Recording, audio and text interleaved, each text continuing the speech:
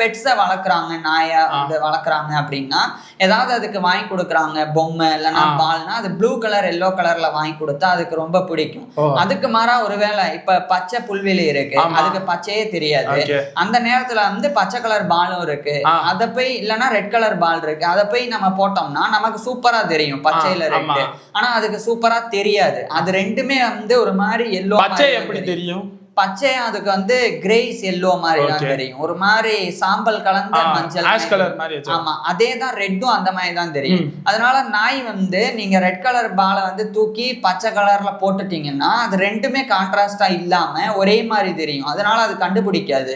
அது வந்து மோப்ப சக்தி இருக்குல்ல, அதை வச்சுதான் இங்க பால் இருக்குன்னு கண்டுபிடிக்கும். ஸோ அதனால ஒரு நாய்க்கு வந்து நம்ம பிடிச்சது பாலை வச்சு விளையாட கொடுக்கணும், ட்ரெஸ் போட்டு விடணும், பொம்மை வாங்கி கொடுக்கணும்னா ப்ளூ அண்ட் எல்லோ வந்து கரெக்டா இருக்கும்.